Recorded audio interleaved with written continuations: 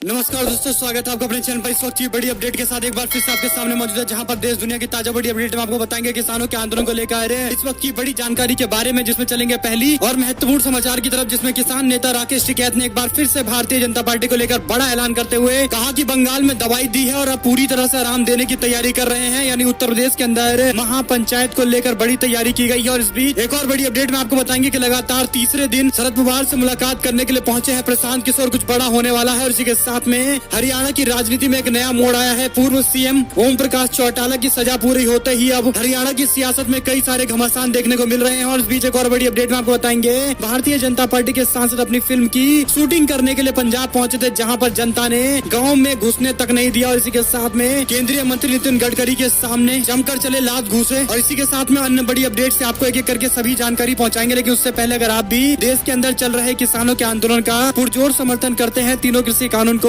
वापस लेने की मांग करते हैं, तो इस वीडियो को लाइक करके लाल बटन दबाकर चैनल को सब्सक्राइब करके घंटे को दबाकर कमेंट बॉक्स में जय जवान जय किसान, किसान एकता जिंदाबाद जरूर लिखिएगा। चलते हैं पहली और बड़ी अपडेट की तरफ, जहां पर आपको बता दें पिछले 6 महीने से अधिक समय से देश भर के अंदर चल रहे किसानों के आंदोलन को लेकर किसान नेता राकेश टिकैत ने एक मीडिया कर्मी से बातचीत के दौरान कहा कि उत्तर प्रदेश के विधानसभा चुनाव में भाजपा को हराएंगे और लोगों से वोट न देने की अपील करेंगे। साथ ही उन्होंने कहा कि पश्चिम बंगाल में बीजेपी को पहले ही दवाई मिल चुकी है, जिसका असर हुआ है और बीजेपी को आराम मिला है। लेकिन उत्तर प्रदेश में भी दवाई दी जाएगी और 3 साल बाद तो ऐसी दवाई दी जाएगी कि पूर्ण रूप से आराम मिल जाएगा। राकेश टिकैत ने यह खुले तौर पर कह दिया है कि 2024 के चुनाव में अगर इसी रवैये पर सरकार बनी रहती है तो यह सरकार बीजेपी की नहीं बनी रहेगी। और एक और अपडेट की माने तो राकेश टिकैत बोले, कहा कसार गांव का युवक खुद पेट्रोल लेकर खुद आग लगाई, झूठे हैं आरोप। वहीं पर एक और बड़ी अपडेट की तरफ चलते हैं, जिसमें दोस्तों चुनावी रणनीतिकार प्रशांत किशोर ने एक बार फिर से एनसीपी के प्रमुख शरद पवार से मुलाकात की है। पीके ने 15 दिनों के अंदर तीसरी बार मुलाकात करके देश भर की सियासत में एक नई चर्चाओं को गर्म कर दिया है। पश्चिम बंगाल विधानसभा चुनाव में तृणमूल कांग्रेस की प्रचंड जीत में अहम भूमिका निभाने वाले प्रशांत किशोर लगातार एनसीपी के नेता शरद पवार से मुलाकात कर रहे हैं, जो सीधे तौर पर एक संकेत है कि देश भर के अंदर एक महत्वपूर्ण विकल्प पर चर्चाएं चल रही है और हो सकता है कि ये जल्द ही सामने आ जाएगा। इसी के साथ में ओम प्रकाश चौटाला जैसे ही रिहा हुए हैं, हरियाणा की सियासत में एक बार फिर से दांव पेच शुरू हो गए। आपको बता दें कि पूर्व सीएम ओम प्रकाश चौटाला तिहाड़ जेल से वापस आ गए हैं और इसी के साथ में ओम प्रकाश चौटाला के बाहर आते ही ट्विटर पर ट्रेंड चलता रहा और उनको किसानों का मसीहा बताते हुए स्वागत किया गया। देश भर के अंदर यह ट्रेंड टॉप ट्रेंड में चल रहा था, जो इस बात के संकेत देता है कि उनके कितने ज्यादा फॉलोअर्स हैं। और कुल मिलाकर उनके आने के बाद अब हरियाणा राज्य के अंदर सियासत में कुछ बड़े बदलाव देखने को मिलेंगे। इसी के साथ में आपको बता दें कि बीजेपी के नेता पंजाब में गए थे अपनी फिल्म की शूटिंग करने के लिए, गाँव के लोगों ने वापस भेज दिया। दरअसल दोस्तों उत्तर प्रदेश के गोरखपुर से बीजेपी के सांसद और फिल्मी अभिनेता रवि किशन पंजाब में शूटिंग करने के लिए ग्रामीण इलाके में पहुंचे थे। शूटिंग की तैयारी पूरी हो चुकी थी, लेकिन ग्रामीण यानी गांव के लोगों को जब पता चला कि बीजेपी के सांसद यहां पर आकर शूटिंग करने वाले हैं, तो उन्होंने वापस लौटा दिया। रवि किशन किसी विज्ञापन की फिल्म शूट करने के लिए आए थे। किसानों का कहना है कि भाजपा किसान विरोधी है, इसीलिए हम नहीं चाहते कि रवि किशन यहां पर आए। रवि किशन को रूपनगर जिले के गाँव ढंगराली में लोगों के विरोध का सामना करना पड़ा। ढंगराली गाँव ने कहा कि जैसे ही उन्हें पता चला कि बीजेपी का सांसद आ रहा है, वैसे ही उसका विरोध कर दिया गया। विरोध का सामना होता देख रवि किशन वहां से निकल लिए। आपको बता दें कि एक मकान को शूटिंग के लिए सजाया गया था और 40,000 रूपए मालिक को दिए गए थे। गांव के नौजवान ने शूटिंग करने वाले का विरोध कर दिया और इसी के साथ साथ संयुक्त किसान मोर्चा के सदस्य भी वहां पर पहुंच गए, जिसके बाद ये बात स्पष्ट हो जाती है कि बीजेपी के नेता जो कह रहे हैं कि केवल कुछ किसान विरोध कर रहे हैं, लेकिन हकीकत ये है कि गाँव के अंदर आज विरोध जारी है। और इसी का ये प्रमाण है कि आज गाँव के अंदर बीजेपी के नेता शूटिंग नहीं कर पा रहे हैं, सांसद होने के बावजूद शूटिंग नहीं कर पा रहे। इसी के साथ में आपको बता दें कि केंद्रीय मंत्री नितिन गडकरी जब किसानों से मिलने के लिए वाहन से उतरे तो उस दौरान एक घटना देखने को मिली। आपको बता दें कि सुरक्षा कर्मी आपस में ही भिड़ गए और जमकर लात घुसे चलते रहे। केंद्रीय मंत्री नितिन गडकरी के स्वागत के दौरान मुख्यमंत्री जयराम ठाकुर की सुरक्षा में तैनात सुरक्षा कर्मी और एसपी गौरव के बीच में जोरदार झड़प देखने को मिली। गडकरी जब किसानों से मिलने के लिए वाहन से उतरे तो इस दौरान घटनाक्रम हुआ और आपस में भिड़ते हुए लोग दिखाई दिए। कुल मिलाकर गडकरी के सामने लात घुसे चलते हुए नजर आए। इसी के साथ में आपको बता दें कि अब बंगाल के अंदर उपचुनाव कराने को लेकर टीएमसी ने चुनाव आयोग को पत्र लिखकर कहा है कि जल्द से जल्द चुनाव कराए जाए, ताकि राज्य की मुख्यमंत्री ममता बनर्जी चुनाव लड़के जीत के आए और मुख्यमंत्री के पद पर कानूनी तौर पर आ जाए। क्योंकि 6 महीने के अंदर ममता बनर्जी को या तो विधानसभा का सदस्य बनना पड़ेगा या फिर एमएलसी बनकर सामने आना पड़ेगा, लेकिन पश्चिम बंगाल के अंदर कोई एमएलसी नहीं है, इसीलिए एमएलए बनकर उनको लौटना पड़ेगा और ऐसा 6 महीने के अंदर करना जरूरी है। आपको बता दें कि तकरीबन 2 महीने होने जा रहे हैं बंगाल के चुनाव के और ऐसे में अभी तक ममता बनर्जी इलेक्ट होकर नहीं आई है, यानी उनको चुनाव में जाना पड़ेगा और चुनाव कराने की जिम्मेदारी इलेक्शन कमीशन की है। वहीं पर आपको बता दें कि उत्तराखंड के अंदर भारतीय जनता पार्टी को या तो अपना मुख्यमंत्री बदलना पड़ेगा या फिर राष्ट्रपति शासन लगाना पड़ेगा।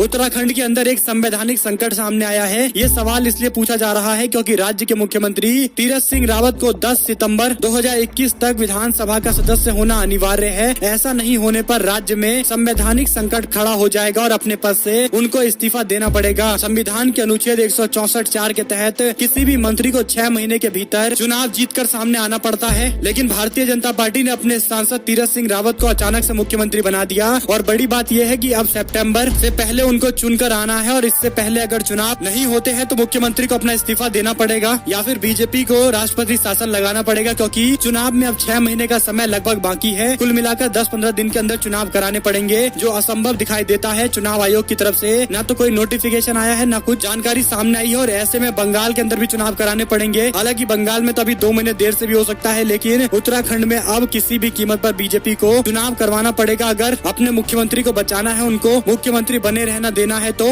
वरना फिर राष्ट्रपति शासन लागू किया जाएगा। और एक और अपडेट की माने तो देश की पहली ऐसे प्रधानमंत्री है जो झगड़ालू है, सभी लोगों से लड़ रहे हैं। घर घर राशन पर केंद्र और दिल्ली सरकार एक दूसरे के आमने सामने आ गई है। घर घर राशन योजना पर अरविंद केजरीवाल सरकार और केंद्र के बीच में एक बार फिर से ठन गई है। दिल्ली के मुख्यमंत्री अरविंद केजरीवाल ने आरोप लगाया है कि केंद्र सरकार उनकी घर घर राशन योजना को शुरू नहीं करने दे रही है। उन्होंने कहा कि केंद्र सरकार हर वक्त झगड़ा करने पर आमादा है। कल्याणकारी योजना को केंद्र सरकार की ओर से रोका जा रहा है। बता दें कि इस संबंध में दिल्ली के उप मुख्यमंत्री मनीष सिसोदिया ने भी केंद्र सरकार पर आरोप लगाए हैं। केजरीवाल ने ट्वीट करते हुए कहा कि हर वक्त हर किसी से झगड़ा सही नहीं होता है। ट्विटर लक्षद्वीप, ममता बनर्जी महाराष्ट्र, झारखंड, दिल्ली, किसान, व्यापारी, पश्चिम बंगाल के चीफ सेक्रेटरी तक झगड़े सरकार कर रही है, केंद्र की सरकार कर रही है। उन्होंने सवाल उठाया है कि इतना झगड़ा पहली बार हमने ऐसा प्रधानमंत्री देखा है जो जिससे चाहे झगड़ा करता हुआ नजर आता है। एक और अपडेट की माने तो गिरफ्तारी से बचने के लिए बाबा रामदेव ने खटखटाया सुप्रीम कोर्ट का दरवाजा। देश भर में दर्जन से ज्यादा FIR दर्ज हो गए हैं। देश के डॉक्टरों को लेकर उठाए गए सवाल के बीच वैक्सीनेशन को लेकर जो भ्रम फैलाया गया था उसमें बाबा रामदेव की मुश्किलें बढ़ गई हैं। कई राज्यों के अंदर मुकदमे दायर किए गए हैं और दंडात्मक कार्यवाही करने के लिए कहा गया है। रामदेव ने संविधान के अनुच्छेद 32 के तहत रिट याचिका दाखिल करके इंडियन मेडिकल एसोसिएशन की विभिन्न इकाइयों द्वारा FIR दर्ज कराए जाने पर रोक लगाने की मांग की है। दरअसल रामदेव ने कुछ दिन पहले कोरोना के इलाज में एलोपैथी की प्रभावकारिता को लेकर सवाल खड़े किए गए थे, लेकिन इससे बड़ी बात है कि वैक्सीनेशन को लेकर सवाल खड़ा किया था। यानी देश के प्रधानमंत्री उस दिन कह रहे थे कि जो लोग भी भ्रम फैला रहे हैं वैक्सीनेशन को लेकर उनके खिलाफ कड़ी कार्रवाई भी होनी चाहिए और जनता को अफवाहों पर ध्यान नहीं देना चाहिए। और ऐसे में खुले तौर पर बाबा रामदेव वैक्सीनेशन को लेकर सवाल खड़ा कर रहे थे और कह रहे थे कि जिन लोगों ने 2-2 डोज लगाई है वे लोग भी मर गए। यानी बाबा रामदेव के खिलाफ कार्रवाई आसानी से हो सकती है अगर मामला दर्ज किया जाता है तो। देखते हैं सुप्रीम कोर्ट क्या फैसला लेता है। एक और अपडेट की माने तो बीजेपी पहली पार्टी जो चुनाव से पहले मंत्रालय का बंटवारा करने में लगी हुई है। चुनाव के बाद दुख दर्द होने जा रहा है। योगी सरकार पर सपा के नेता का तंज। इसी के साथ में पश्चिम बंगाल के बंटवारे पर अपने ही नेता की मांग पर बीजेपी मुश्किल में फंस गई है। अपने ही नेताओं की तरफ से पश्चिम बंगाल के बंटवारे की मांग उठाने वाली बीजेपी बुरी तरह से मुश्किल में आ गई है। केंद्रीय नेता की तरफ से इस मांग को खारिज कर दिया गया है। उत्तर बंगाल और दक्षिण बंगाल के बीजेपी के सांसद लगातार राज्य को 2 हिस्से में बांटने की मांग कर रहे हैं। राज्य में सत्ताधारी तृणमूल कांग्रेस ने भाजपा पर इसके लिए बंगाली अस्मिता को बांटने का आरोप लगाया है। वहीं पर उत्तरी बंगाल को अलग राज्य बनाने की मांग की जा रही है। पहले से ही आंदोलन कर रहे विभिन्न जातीय समूह भी बीजेपी की आलोचना कर रहे हैं। इससे राज्य के अंदर भाजपा के सामने जन समर्थन खोने का संकट आ गया है। यानी उत्तर बंगाल के अंदर बीजेपी को ज्यादा सीटें मिली थी और इसीलिए बीजेपी के नेता अलग राज्य बनाने की मांग कर रहे हैं। यानी आप समझ सकते हैं जहां पर जीते उसको अलग राज्य बना दो और कल अगर बीजेपी एक जिले में ही जीतेगी तो हो सकता है उसे भी राज्य बनाने की मांग कर दे, क्योंकि पहली बार ऐसा देखने को मिला है कि जहां पर हारे उसी को अलग राज्य बनाने की मांग कर दे रहे हैं। इस पर आप लोग की जो कुछ प्रतिक्रिया है कमेंट बॉक्स में लिखिएगा जरूर। एक और अपडेट की माने तो यूपी में कांग्रेस पार्टी की CM फेज प्रियंका गांधी है क्या, ये सवाल कांग्रेस पार्टी के नेता सलमान खुर्शीद से पूछा गया। उन्होंने कहा कि वह हमारी कैप्टन है। वरिष्ठ कांग्रेस पार्टी के नेता सलमान खुर्शीद ने कहा कि AICC महासचिव प्रियंका गांधी वाड्रा पर निर्भर है कि विधानसभा चुनाव में खुद को मतदाताओं के सामने किस रूप में पेश करती हैं, लेकिन जोर देकर उन्होंने कहा कि हमारा चेहरा है, हमारी कैप्टन है, राज्य में पार्टी की अगुवाई कर रही है। पूर्व केंद्रीय मंत्री ने कहा कि विधानसभा चुनाव में कांग्रेस पार्टी बीजेपी के सामने मुख्य चुनौती पेश करेगी। प्रियंका गांधी इस बात को लेकर प्रतिबद्ध है कि पार्टी पूरी ताकत से चुनाव लड़े। PTI से दिए इंटरव्यू में सलमान खुर्शीद ने कांग्रेस पार्टी गठबंधन के लिए इंतजार नहीं करती है, बल्कि जो कुछ भी होगा और उसके पास है उसी के साथ चुनाव लड़ने के लिए प्रतिबद्ध है। वहीं पर एक और अपडेट की माने तो उत्तर प्रदेश से नदी में बहकर बंगाल आ रहे सब अंतिम संस्कार संस्कार किया जा रहा है। ममता बनर्जी ने खुलासा किया। पश्चिम बंगाल की मुख्यमंत्री ममता बनर्जी ने कहा कि उत्तर प्रदेश से बहुत सारे शव नदी में बहकर पश्चिम बंगाल की ओर आ गए हैं। मालदा जिले में हमने कुछ शव देखे हैं, हमने उनमें से कईयों का अंतिम संस्कार कर दिया है। बीते दिनों बिहार और उत्तर प्रदेश में गंगा और उसके सहायक नदियों में बड़ी संख्या में संदिग्ध कोरोना संक्रमितों की शव तैरते हुए दिखाई दिए थे, जिसके बाद सवालों के घेरे में उत्तर प्रदेश सरकार और कोविड मैनेजमेंट का दावा। वहीं पर मुंबई पुलिस ने कहा कि अर्नब गोस्वामी ने रिपब्लिक टीवी की टीआरपी बढ़ाने के लिए BARC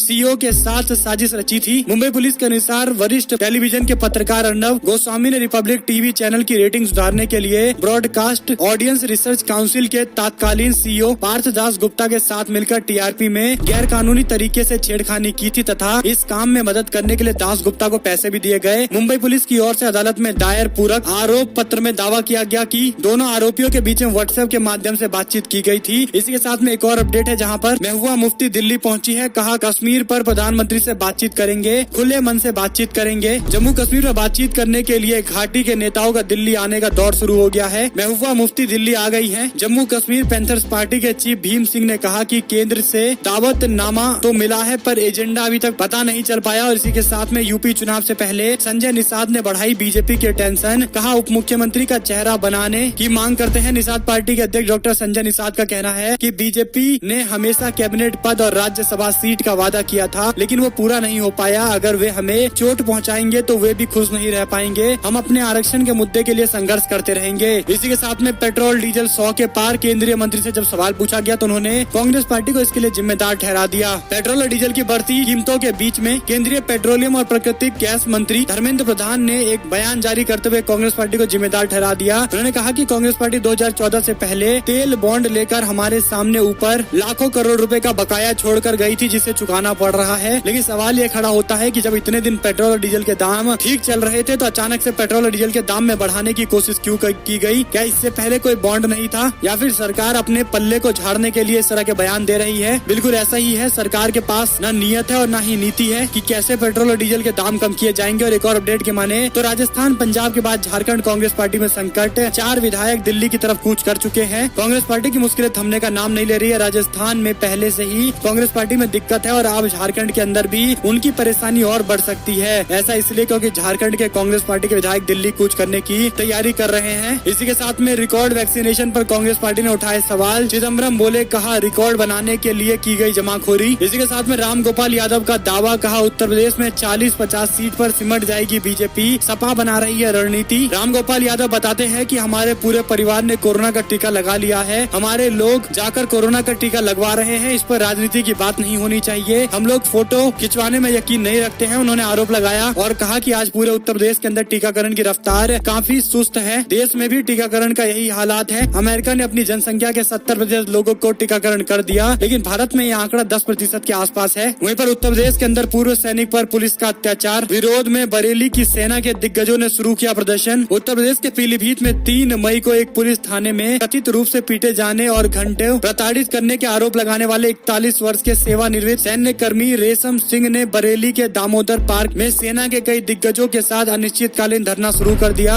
करीब 18 साल तक सेना में सेवा देने वाले रेशम सिंह ने आरोप लगाया है कि पीलीभीत की पुलिस ने उनके मामले में घटिया जांच की और आरोपी पुलिस कर्मी के खिलाफ उचित कार्रवाई नहीं की है। एक और अपडेट की माने तो उत्तर प्रदेश में संजय निषाद ने यूपी में 150 से ज्यादा सीटें। निषाद बहुल है, इसीलिए बीजेपी से हमने 160 सीटें मांगी है। ये खुलासा उनकी तरफ से किया गया है। वहीं पर दोस्तों उत्तर प्रदेश के अंदर असदुद्दीन ओवैसी और उनकी पार्टी 100 से ज्यादा सीटों पर चुनाव लड़ने की तैयारी कर रही है। कमाल राशिद खान ने इस पर तंज कसते हुए कहा कि भारतीय जनता पार्टी की मदद करने के लिए उत्तर प्रदेश में असदुद्दीन चुनाव लड़ने के लिए आएंगे। और एक और अपडेट की माने तो पूर्वांचल के भोजपुरी के स्टार वार के लिए सपा तैयार है। खेसारी लाल यादव अखिलेश यादव से मुलाकात कर चुके हैं। जल्द ही हो सकता है कि सपा में शामिल भी हो जाए। एक और अपडेट की माने तो कश्मीर के अंदर पंडितों की प्रधानमंत्री से मांग। कहा सर्वदलीय बैठक से पहले हमारी समस्या का समाधान करे प्रधानमंत्री। प्रधानमंत्री नरेंद्र मोदी वीरवार यानी आज सर्वदलीय बैठक करने वाले हैं। इसमें कश्मीरी पंडितों के मुद्दे का समाधान करने के लिए कानून बनाने की अपील की जा रही है। मानते हैं कि सरकार उनकी भी बातें सुनेगी और जिस तरह से बीजेपी के नेताओं ने वादा किया था उनको पूरा करने का भी समय आ गया है। हालांकि अभी तक इस बात को लेकर कोई ठोस कदम नहीं उठाए गए हैं। वहीं पर एक और अपडेट की माने तो पश्चिम बंगाल की विधानसभा के अध्यक्ष विमन बनर्जी ने संसदीय लोकतंत्र से जुड़े मामले और सदन के कार्यों में राज्यपाल जगदीप धनखड़ के अत्यधिक दखल अंदाजी का आरोप लगाते हुए लोकसभा के अध्यक्ष ओम बिरला से शिकायत की है। बनर्जी ने मंगलवार को वर्चुअल रूप से आयोजित ऑल इंडिया स्पीकर्स कॉन्फ्रेंस के दौरान धनखड़ की शिकायत की है। विमन बनर्जी का कहना है कि विधानसभा की ओर से पारित होने के बावजूद कई सारे विधेयक राज्यपाल के पास अटके हुए हैं क्योंकि उन्होंने इस पर हस्ताक्षर नहीं किए। मैंने लोकसभा अध्यक्ष की संसदीय लोकतंत्र और विधानसभा के कामकाज में राज्यपाल जगदीप धनखड़ की अत्यधिक दखल अंदाजी का विरोध किया जा रहा है। इसी के साथ में एक और अपडेट है जहां पर दोस्तों मेनका गांधी पर पशु डॉक्टर से अभद्रता का आरोप लगा। फिल्म मेकर बोले कहा फर्जी मुकदमे की दी जाती है धमकी, इनको बॉयकॉट करना बहुत जरूरी है। इससे पहले भी मेनका गांधी कई मामलों को लेकर सवालों के घेरे में रहती हैं और इस तरह से अभद्र टिप्पणी करके एक डॉक्टर को धमकाने का ये मामला सामने आया है। देखते हैं क्या कार्रवाई की जाती है। वहीं पर उड़ीसा के अंदर टीकाकरण कार्यक्रम के दौरान प्रधानमंत्री की तस्वीर नहीं लगने के बाद बीजेपी इस पर भड़क गई। लेकिन सवाल ये खड़ा होता है कि राज्य सरकार जो टीकाकरण कर रही है तो उनकी तस्वीरें सबसे आगे होनी चाहिए, बल्कि मुख्यमंत्री का ही नाम और तस्वीरें होनी चाहिए। लेकिन नरेंद्र मोदी अपने नाम से तस्वीरें चाहते हैं और यही बड़ा कारण है कि बीजेपी के नेता तस्वीर नहीं होने पर भड़क जाते हैं। वहीं पर आपको बता दें कि एक और अपडेट है जिसमें कांग्रेस के सुझावों को गंभीरता से लेकर जरूरी कदम उठाए सरकार। कोविड पर व्हाइट पेपर लॉन्च करते हुए सोनिया गांधी ने बयान दिया है। आपको बता दें कि ये जरूरी है कि देश के अंदर कोरोना से बचाव को लेकर कुछ बड़े कदम उठाने बहुत जरूरी है। इस कड़ी में सोनिया गांधी ने कहा कि ये जरूरी है कि एक देश के नाते हम आज की स्थिति और भविष्य के आने वाले संभावित कोरोना लहर से निपटने और जूझने के लिए अपने पास मौजूद संसाधनों का बेहतर इस्तेमाल करे, तभी ये तय हो पाएगा। कांग्रेस पार्टी इस असाधारण चुनौती से निपटने के लिए भारत सरकार के साथ काम करने को लेकर कृत संकल्पित है। सहयोग के इस भावना और मुख्य विपक्षी दल की भूमिका निभाते हुए कांग्रेस पार्टी की लगातार सरकार से संपर्क और संवाद करना चाहती है और सुझाव देना चाहती है महामारी से कैसे निपटा जा सकता है। इस घोर संकट के दौरान सरकार का कर्तव्य है कि वह कोविड महामारी को लेकर अपने सभी नीतिगत निर्णय से देश के लोगों को अवगत कराए। कुल मिलाकर कांग्रेस पार्टी ने श्वेत पत्र जारी किया है, यानी व्हाइट पेपर जारी करते हुए कई सारे आरोप लगाए गए हैं। बताया गया है किस तरह से कोरोना को अच्छे से हैंडल करना चाहिए था, लेकिन ऐसा नहीं हो पाया। आप देखते हैं कि तीसरी लहर में किस तरह से हेल्थ इंफ्रास्ट्रक्चर को लेकर और सवाल खड़े होते हैं। आगे जो भी अपडेट आती रहेगी आप तक लगातार पहुंचाते रहेंगे। आप लोग देख रहे थे आपका अपना चैनल जय हिंद जय भारत वंदे मातरम। इसी के साथ दोस्तों कमेंट बॉक्स में लिखकर बताइए कि आगे आने वाले दिनों के अंदर आप किस तरह की खबरें चाहते हैं। आप लोग देख रहे थे आपका अपना चैनल जय हिंद जय भारत वंदे मातरम।